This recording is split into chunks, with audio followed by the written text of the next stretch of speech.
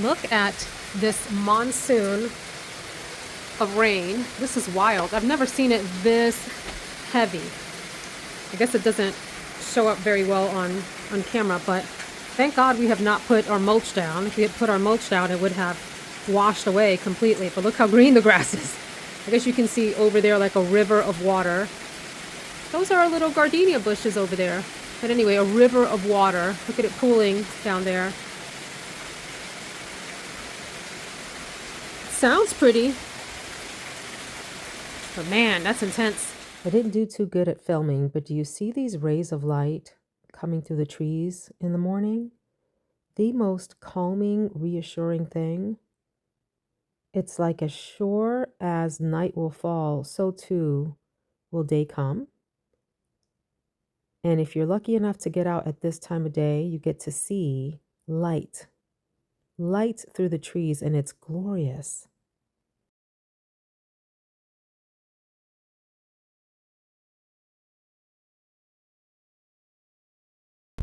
So I just did school drop off. On the way in, I saw that on the radio, there was Poison, Belle Biv DeVoe.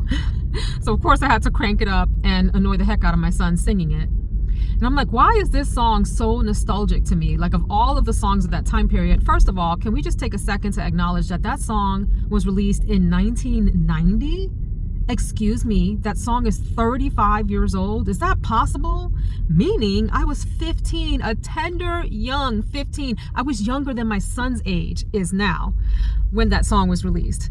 And the reason I have such an attachment to that song, and it always like evokes feelings for me, is because when I was in high school, we had this, I don't even think you can call it a talent show. It was something like a variety show, you know, where you could just do some goofy things on stage. And some of my friends and I danced to that song and we did a lip sync to it. So it's like one of my fondest high school memories of friends that I'm still in touch with, and the audience just going crazy, enjoying the silliness of it all. Oh, the memories. So let me start off with gratitude today. We live in a fairly suburban part of the county, and there are pockets that feel a little bit more rural and or bucolic in terms of like what the setting looks like. And so our neighborhood is wooded, and I love that about it. It's one of the things that attracted me to the neighborhood. So I was driving out of the neighborhood this morning. It's about 8 a.m. Right now it's 8:15. And at 8 a.m. the sun was shining through the clouds in ways that if you didn't have sunglasses on, you couldn't see the light beams. So this moment of gratitude is about perspective and a reminder that how we see the world depends on the lens through which we're looking. Really important concept for understanding both our own perspective and other people's perspectives, and how their perspective shapes the way that they interact with the world. And so what I mean by that is, if I didn't have these sunglasses on, which have like a filter on them to be amber colored or maybe a little bit rosy on top of that, amber and rose a little bit to highlight those colors, the frequency of those light beams or whatever. I hope I'm using the right scientific terminology. If I didn't have these glasses on, which I took them off just to verify what I was thinking, I wouldn't see these beautiful beams of light shining through the trees. And now light shines through trees all the time, but there was something especially magical about the way that I look like, sorry about the lighting in this car. There was something about the way that the light was shining through the trees this morning at that particular hour that made the light beams seem particularly magical and special, and like it was made just for you. It was for you to just have this intimate, quiet, be still, reflective moment with the universe, you and God, you know? And so I attempted to capture some of the footage, and I feel like moments like that are just reminders to quiet your mind, quiet all of the noise, the voices, the this, that, and the other, the shoulda, coulda, wouldas that are happening in your mind, the I need to fill in the blank to-do list that clutters our brain, and just be present and still in the moment and enjoy the beauty before you. And also a reminder, as I said, that your lens on life, your perspective determines how you see things. And so I'm working these days on maintaining a much more positive mindset than perhaps I can tend to do. I think I, in general, am a fairly chill, positive person, but I do have my moments of like perseverating. I have my moments of overthinking things. I have my moments of worry and anxiety, just like every other human does. Like that's part of the human experience, of course. But I think there is this beauty in just being still and letting all of those thoughts pass through you and out of you as though they don't belong to you, as though they are just travelers through your mind that don't have to stop and be squatters. They don't have to take residence in your permanent style of thinking. So I guess I appreciate both the natural moments, that's the gratitude, the nature moments, nature and natural moments that remind us to be still. And I also appreciate perspective and realizing that perspective exists and that how I see things isn't necessarily how they are and isn't necessarily how other people see things. It's one of the reasons that I get really ticked when I hear people say, I'm just telling it like it is. It's maybe one of the biggest lies that humans tell themselves. No, you're not telling it like it is. You're telling it how you see it. You're telling it from your perspective, your take on things. It may not necessarily be how it is from other people's perspectives. I guess all of that to say that there may be multiple realities, multiple ways that a thing can be true to different people, and it's okay. Here's an example of that. Color blindness. And I think about that because my son has a certain level of color blindness to reds and browns, like that whole tone of colors, that part of the spectrum of colors. They all look the same to him. So from his mindset, red and brown is the same color. Just because I see red and I see brown doesn't make it true for him. His reality is that they are the same because that is the way that his eyes are perceiving things. And that same kind of concept applies to everything in life. How a person sees a situation is unique to them. Their perspective, the tools that they have to see it, the experiences that have colored the way that they perceive and receive information in the world. It's just a really important thing to being, I think, understanding of other humans and not feeling like you have it all right. You understand it all, and the way that you see things is the only way that it can be true. So today's going to be a warm day. It's going to be almost 90 degrees. So tonight is date night, and hubby and I go out to get steaks, and I get a little like filet, 6-ounce filet. I get it medium rare, and I get some veggies, and I love that. That's like what I love. I mean, like that's a perfect dinner to me. But tonight we may go either to a seafood restaurant here in the area that does really interesting mixed cuisine, like seafood mixed with ethnic food, or we'll go to another local restaurant with a chef, a local chef that does their own sort of creations. So I'm excited to do dinner for date night, and then we go to Costco after that. Like that's our thing. We go to Costco and we walk up and down the aisles. I don't go to Costco for the samples because honestly, the samples that they hand out for the most part are kind of boring to me. They don't do samples on Friday nights, do they? I'm trying to remember. No, they usually do it on like Saturday and or Sunday. But I'll go get like my protein shakes. He'll get his snacks. We'll see if they have anything in the home decor section, particularly the Disney homes and things like that. I love those for the holidays. They are not going to put them out now. It's too early, but they start putting them out in the fall, and I really, really love those. And we'll check those out and try to pick one up every year to add to like our holiday house. Y'all, I have planned the summer vacation, or at least part of it. And guess where I'm going? Guess. Take one guess. You got it. We're going to Disney and Universal again. I really have thought about this. You know, it truly is my favorite place to vacation. I've been other places, of course. I like going to visit the mouse. And y'all, there's a new park. Universal has opened a new park called Epic. EPIC, Epic. So I can't wait to check that out, and I've got to watch 1,000 videos on it, of course, to understand how to navigate the park, because I'm that crazy person that has to have my entire trip understood. Like I have to know every ride we're gonna ride, and I'm like the cruise director. I'm the one taking us around and dictating which rides we get on, you know, what time of day, when is best to get on, all of that, because navigating the Disney parks and navigating the Universal parks is not for the weak. It is not for the weak. Those parks will pick off the weak among us and throw them to the wolves. You'll leave the park hot, bothered, tired, and having only ridden 3 rides. Me, being a veteran, I know how to navigate those parks, and I'm gonna get on all the dang rides, especially the ones that are hard to get on. Those are the ones that I really plan around the most. So I'm excited for that. It's going to be quite a long trip this summer because I have a work event that I'm planning around in that area, in the Orlando area. And so that is what really prompted me to think, well, maybe I'll just make it a vacation and go to Disney and Universal again. I think I want to choose a hotel that has a nice pool area, like a luxe pool area, because unlike previous times that I've gone, I would like to spend a day just lounging poolside, and I want it to be a nice experience. I want it to be big, resort style, so we'll see how that works out. See, our gardenia is nearly fully bloomed.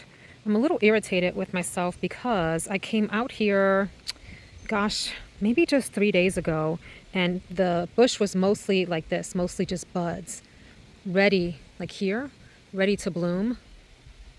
There you go, like that.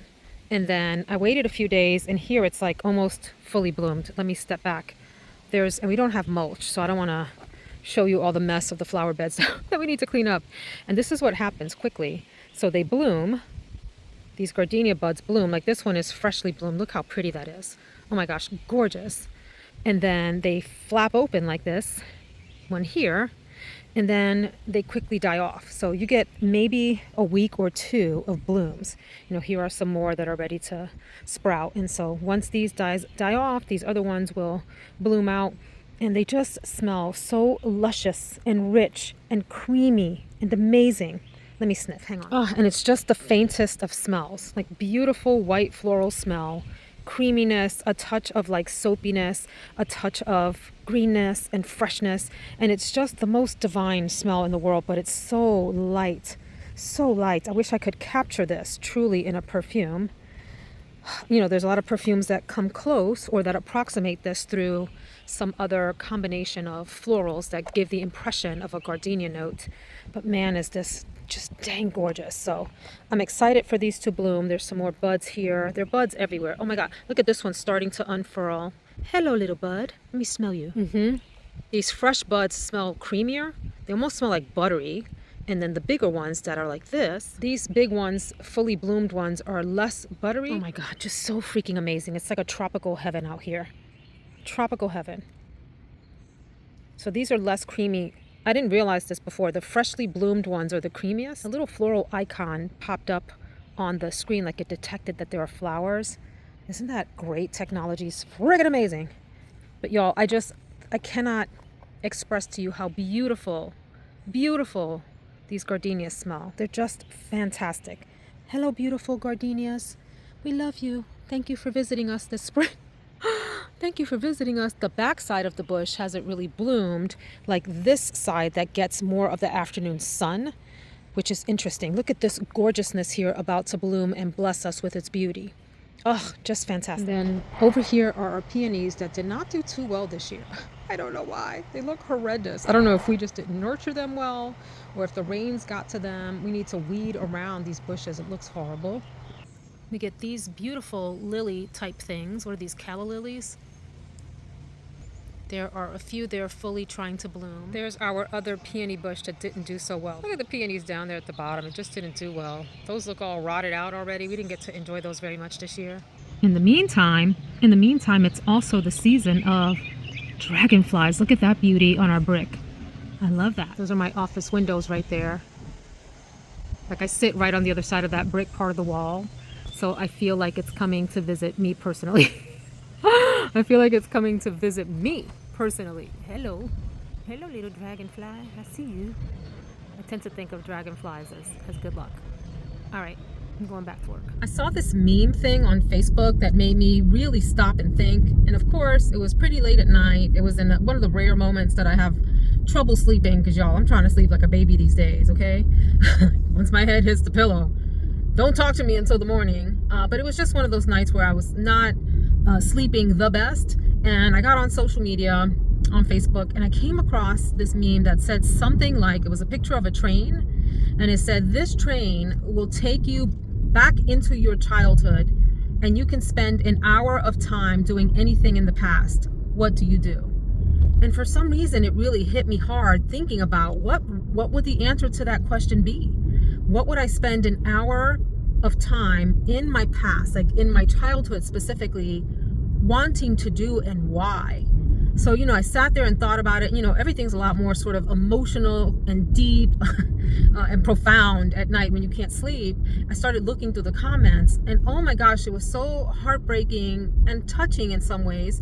The number of responses that said that they would spend one more hour at a family gathering, or one more hour with their mom or their dad that had passed away, one more hour with their grandparents.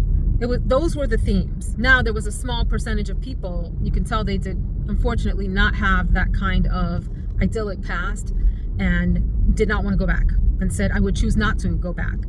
But the vast majority of people who had some kind of normalcy in their childhood, they wanted to be back with their parents or grandparents or at a family gathering. Those were the three most common responses. And one in particular just touched me, and it was something like Christmas dinner when all the family used to come over and spend time together. And I thought, oh gosh, it was like, is that the Thomas Kincaid moment of yesteryear for our generation? Do we not do those things anymore? I know we don't. We have family dinners, but we don't have those huge family gatherings like I had in the past in my childhood, where the grandparents were there, the aunts and the uncles, the cousins, everybody was in the same space together enjoying, like a holiday meal or whatever. We don't do that anymore.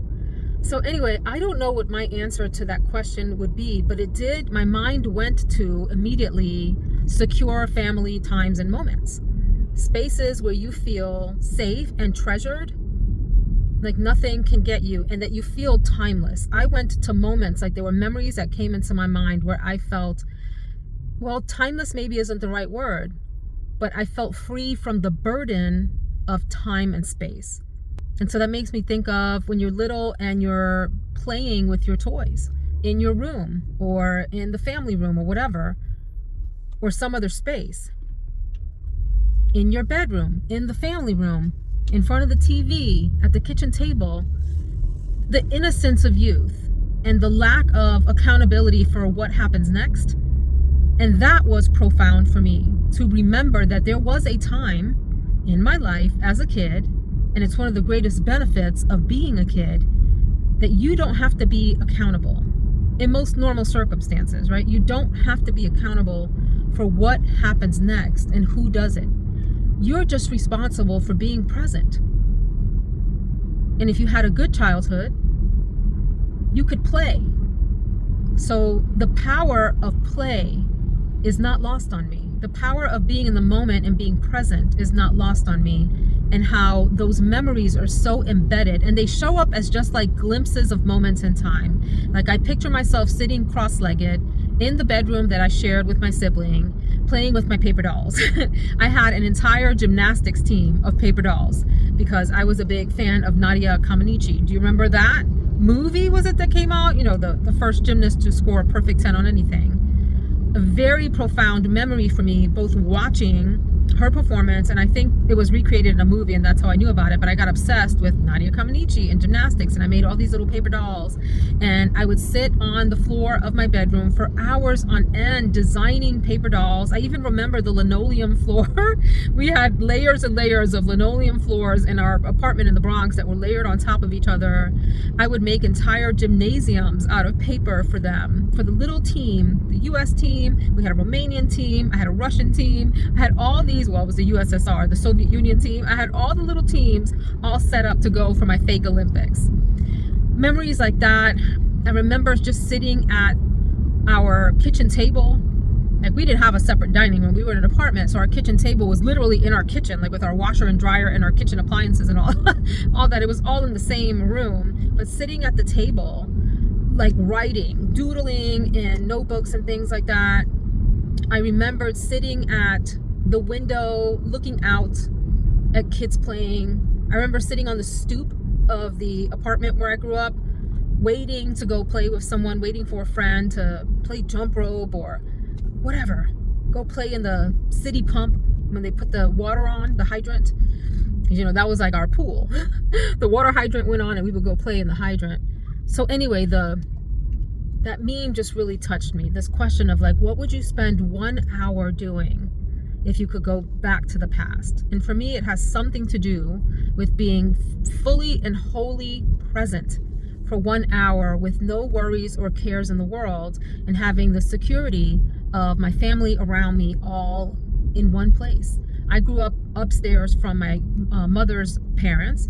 So my grandparents on my mom's side lived downstairs in the apartment downstairs, but we treated it sort of like as one house, and we kept our doors open between the two apartments and would just treat the staircase like a joint staircase, even though it was two different apartments. So those sorts of memories came to mind. And I thought of my grandfather that, you know, in keeping with what everybody else said, my mind also went to, hey, I didn't get to finish filming in that moment because I was picking up my son from school and he came over to the car a little prematurely. I thought I had a few more seconds to finish that sentence, but he was sort of out curbside waiting for me to arrive. So I had to finish my sentence and scoot out. But what I was saying, I think I was talking about maybe wanting to spend a little bit more time with my own grandfather. He used to sit at a window in the corner of his living room down in the apartment downstairs, the apartment that he shared with his wife, my grandmother, maternal grandmother. His name was Antonio. And I have this fond memory of his name. In Spanish, it's Antonio, and nickname Toño. I don't know why, but Toño is a nickname for Antonio. So in the stoop of the apartment, when they had repoured the concrete, he wrote his name in the concrete, Tono, and the N had that like tilde sign over it. So I had like a fond visual memory of that carved into the concrete. And I think the answer to my question, what would I do for an hour, stays the same. It's something like having the just security and stillness and lack of accountability of childhood for an hour. But it also includes this memory of my grandfather sitting at that window. He used to smoke cigarettes. And so the apartment was always a little bit, I shouldn't say always, but there were moments when it was smoky. But he would try to smoke out of the window so that the smoke didn't go into the room. And he always had a candy bar in his shirt pocket. He was a little old-fashioned in that he always wore trousers and a button-down shirt every single day, collared button-down shirt every single day of his life. I don't think I ever saw my grandfather in a t-shirt, for example. He always, every day, had on trousers, proper shoes, and a button-down collared shirt. It's interesting when you think about the fact that they came out of just extreme poverty in Puerto Rico and came to the States with their kids and tried to establish a life here, you know, worked in the textile industry down in Manhattan and all of this, and did their very best just to look their best. And so, you know, you never caught my grandfather looking bummy ever. But where I'm going with this, he always wore like a fedora hat and all that. He every day would put a candy bar in his shirt pocket so that we would come over and greet him, and we'd sit on his lap and pick out the candy bar out of his shirt pocket, sit there, eat the candy bar, and tell him stories about our day. And I never forgot that. I think in the moment, you don't understand how precious that is. It's just the routine. But looking back on that, you know, another moment to do that would be amazing. And I think that's it. This was a simple one. I just wanted to share some thoughts and reflections, share my gardenias, the dragonfly. Y'all, it has been monsoon season here. I don't know what's going on. Last night, the rain was outrageous. I mean, I've never heard it that sort of violently pounding against the house. So, you know, you've heard the expression, April showers bring May flowers. Well, we have May showers. So what are we getting in June? If we have May showers like this, and I'm talking about like hurricane style of rain showers. So, and I love a good rain, but man, it's been a cool, rainy May. So yesterday was like 60 something degrees, and y'all, I felt like it was 25 degrees in the middle of winter. I straight up had like a flannel shirt on and like cozy fragrance, you know, and was drinking hot fluids all day. All right, but I'm gonna get out of here and go get ready for work. I got a long day of meetings ahead. Pardon my hair, pardon my face this morning. Lord have mercy. Hope y'all have a good one. See you in the next video. Take care.